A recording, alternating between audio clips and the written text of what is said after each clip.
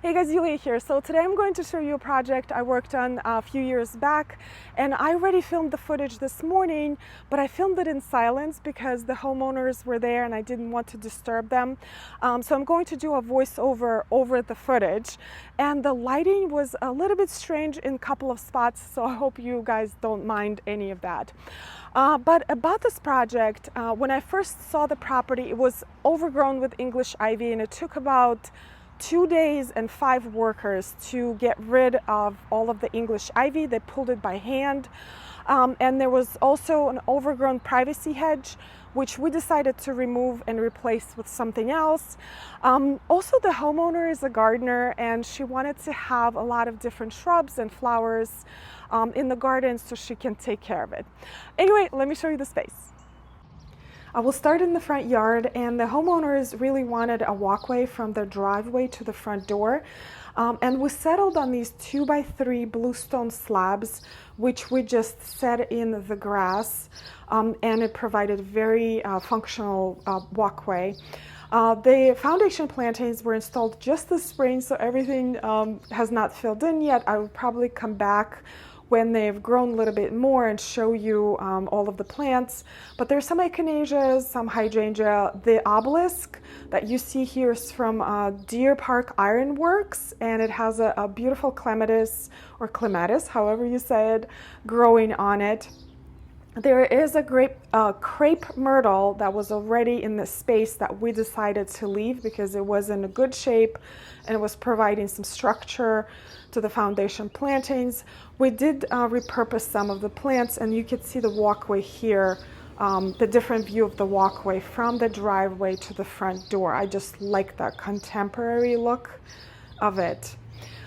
Right on the side of the house, the homeowner already had these beautiful hydrangeas. These are Hydrangea macrophyllus. I do not know the variety because, you know, she had them there before, but they're the ones that you can change the colors of.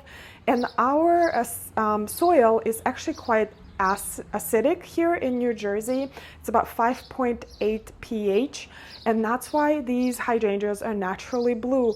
Sometimes we don't even have to acidify the soil. They're just absolutely gorgeous.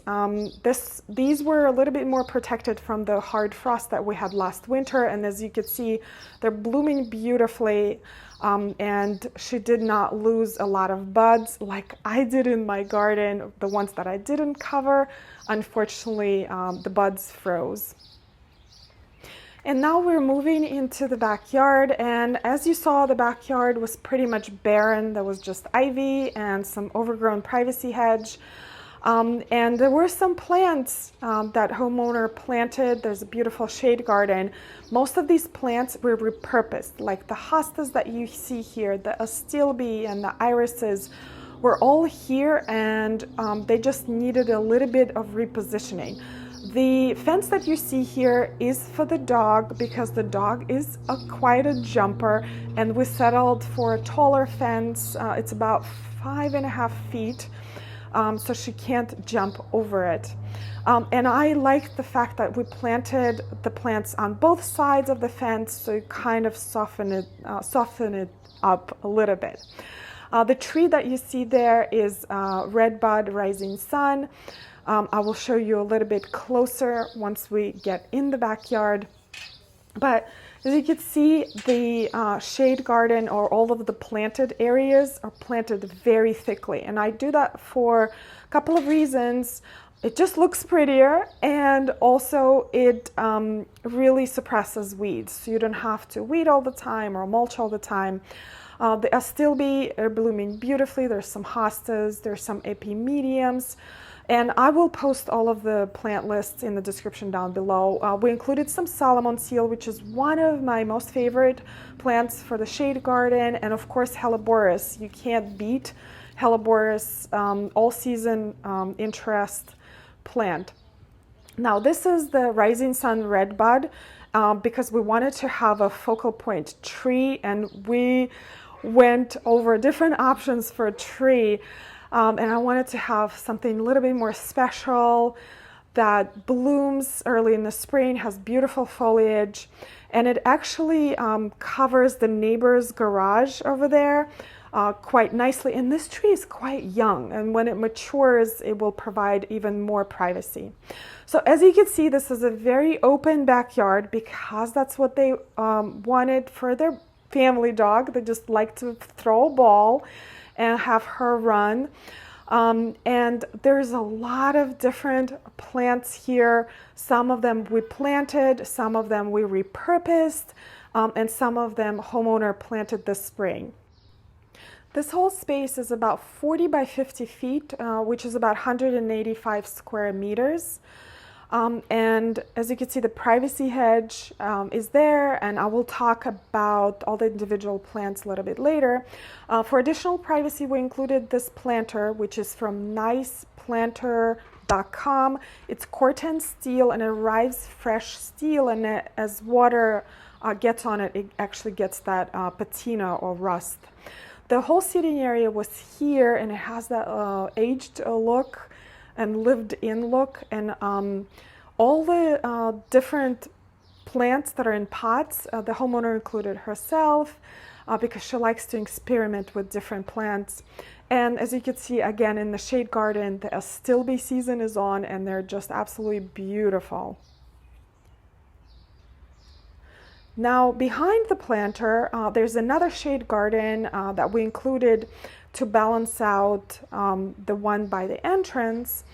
And there's different Solomon seal and hostas that we divided from the other shade garden, because anytime there are plants on site, instead of buying them, if you can divide them, I would do that. And this is Itea virginica, which is a beautiful native plant here in New Jersey.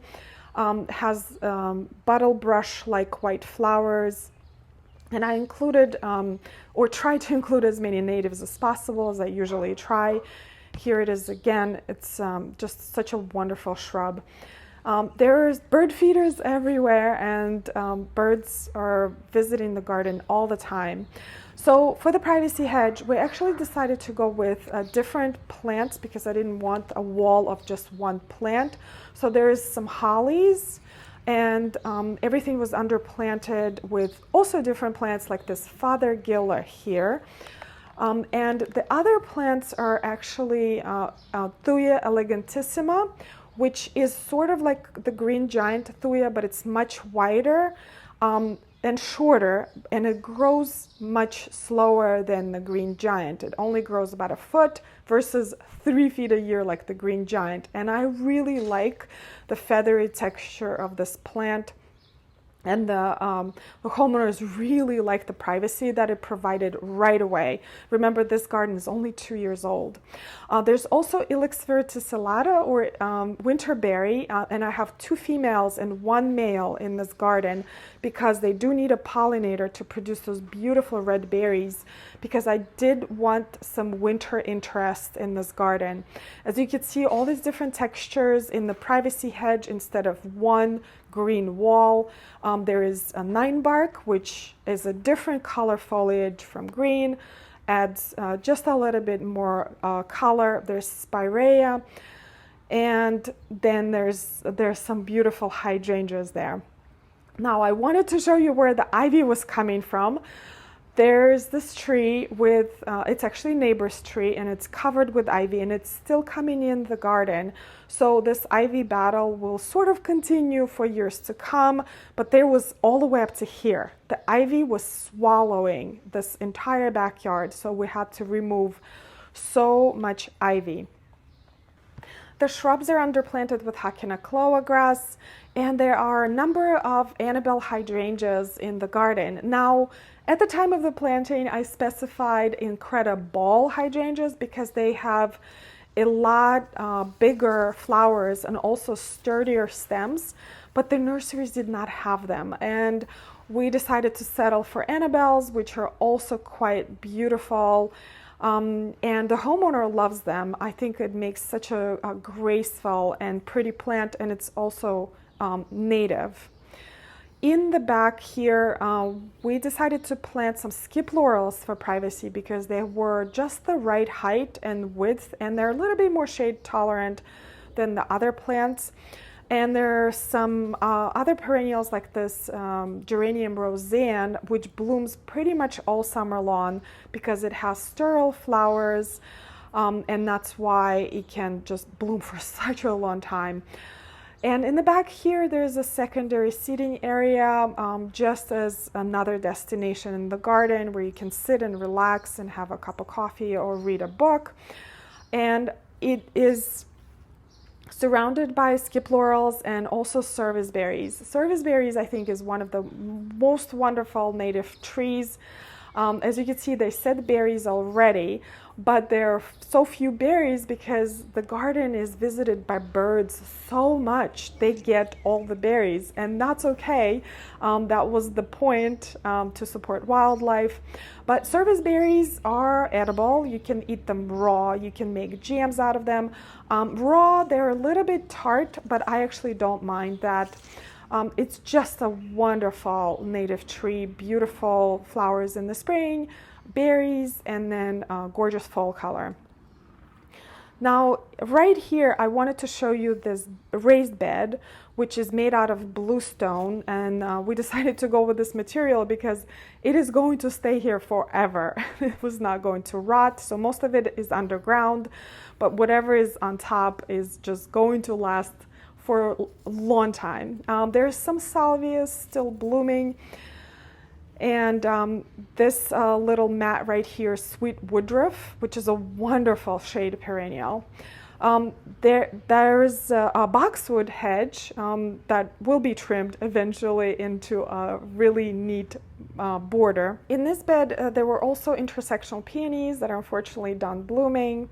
And then there are some eucharis interplanted with sweet woodruff again.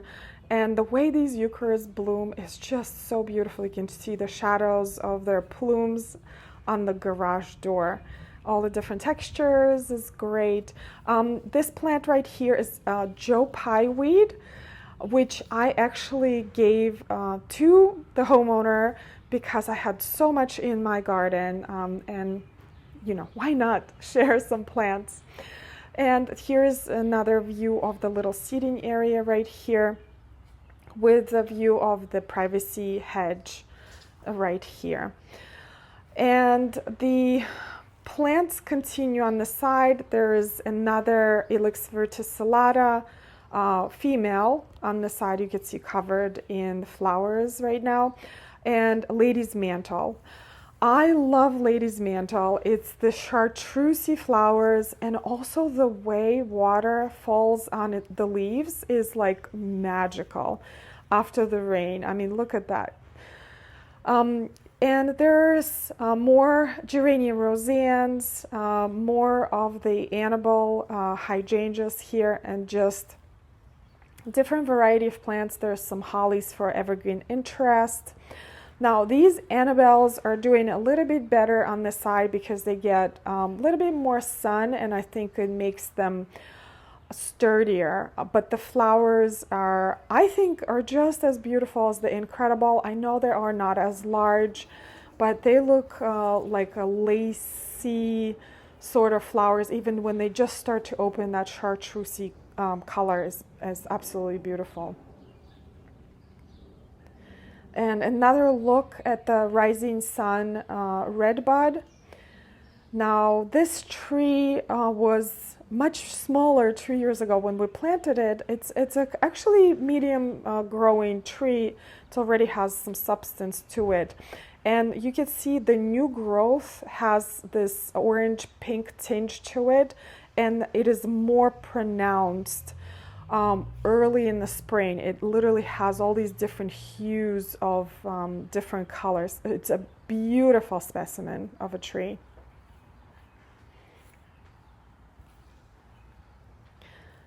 And here's just a little bit more of the flowers. There's some Nepeta, Geranium Rozannes, the open lawn, and everything is just fresh and beautiful, I think. And the homeowners enjoy this garden very much, and their dog enjoys it very much as well.